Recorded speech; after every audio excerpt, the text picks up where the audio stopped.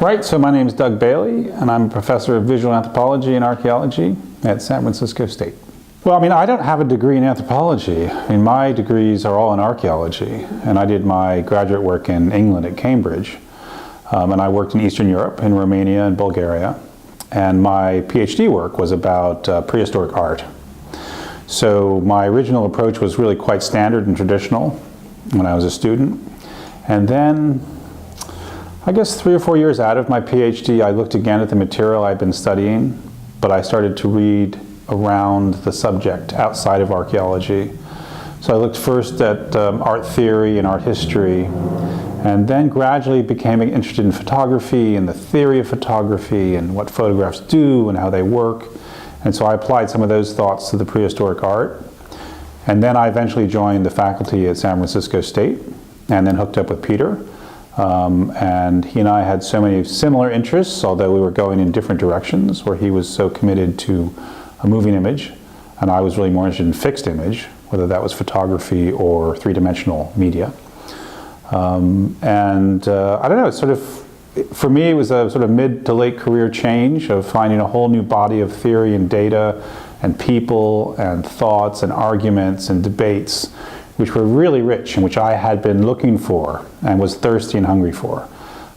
So I'm just sort of like a glutton now, just sort of consuming all these things and working with students and getting students to look in different directions at the visual. So in our graduate seminar, the way at least I run the seminar is that it's a 15-week semester. So for the first half of the semester, or maybe the first 10 weeks, they do a series of critical readings. So every week we meet, and they have set readings, and one student is assigned an article, and they lead a discussion.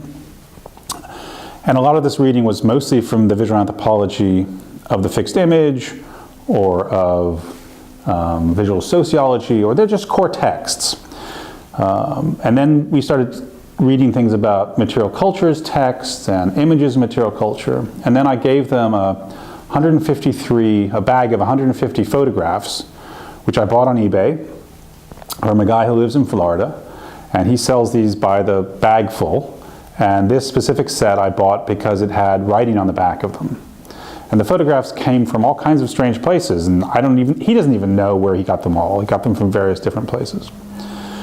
So I gave him this bag of pictures, and I said, well, I want you to make some work with this. I want you to make work. So it's a creative process, not just a sort of diluted, digressive, analytical piece of work. I don't want them just to write about them. I want them to make work with it. And then one of the students who is working her master's thesis is about the material culture of textiles. And she's fascinated by the ideas of clothing and how they wear and how we repair them. So she suggested that we think about making, I guess, almost like a quilt of these photographs, where each photograph is literally stitched on a sewing machine to another photograph. And we wanted to play with this idea that there were fronts of photographs which had images and backs which had handwriting. So a couple students spent a lot of hours with a sewing machine, literally sewing. I think they used about 80 of the images to make 2 of these quilts. And some of the images, so the quilt has 2 sides, and they're now hung up in the department from the ceiling. And you have to walk around the quilts so that you can see both the front of an image, and then you have to go around and try to find its back. It's a tremendous job. Just something completely unexpected. None of us really knew what was going to happen, whether it would work, what impact it would have. They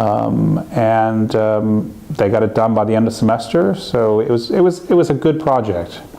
So I don't think there was a method. I think there was a set of core ideas. And I think in the class, when we'd have our discussions, we'd get up and write on the whiteboard key concepts and key terms, whether it's trace, material culture, the ephemeral, image, archive, agency, whatever the things were. And that's sort of like a swarm of ideas and concepts. So that might be a method, actually, that you bring together some shared ideas, which you might extract from existing literature, or from ideas people have from their own work in other areas.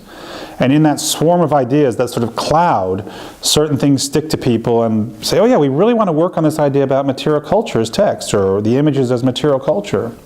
But I don't think that was the intention.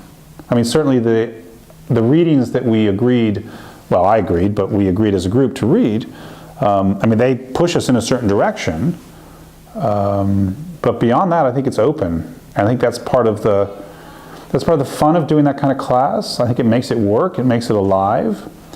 It probably doesn't lend itself to students passing some set examination in which they're going to have a set of standard questions about the discipline.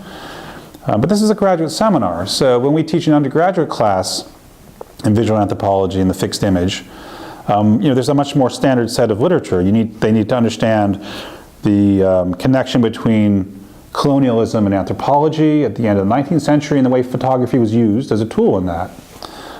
They need to know, the development of the daguerreotype in France and how the archive happened at the same time, and the way in which the French were establishing a history boundary between the revolution, what happened before and what happened after. So that's a more classic, you need to know these things. You're an advanced undergraduate student. You need to know this background for you to go on and do new work. So we began by looking at the photographs not as the image size, not as the icon size side of the picture, but on the writing side, on the back side.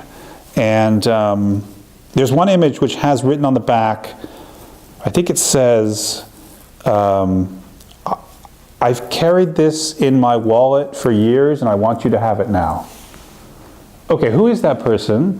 Who are they giving it to? Is this about a love affair? Is this about something else? Is this a brother and a sister, a child and a parent, a grandparent, classmates? I have no idea. We'll never know. We'll never know. And that, I think, is why this more open-ended way of teaching and doing research is richer.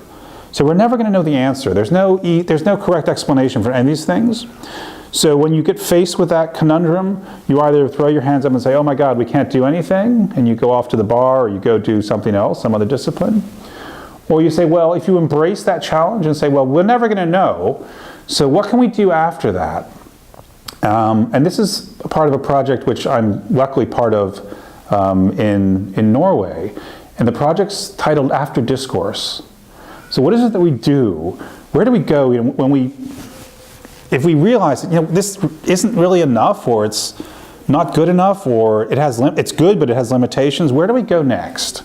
And I think this point of going after discourse is to find that other space, the space where you can do exciting things which are dangerous and risky and may not work, and you may not get the approval of your colleagues and your friends, and you may not even get the attention of your enemies. I mean, what's the worst thing that can happen to your work? That your enemies don't notice it. Because if they don't notice it, then it obviously has had no impact. So I think that's exciting. I think visual anthropology, or visual culture, or visual studies, or visual sociology, whatever you want to, many different branches of the tree, have a space for that exciting work, which I think maybe some of the more traditional ways of doing anthropology don't.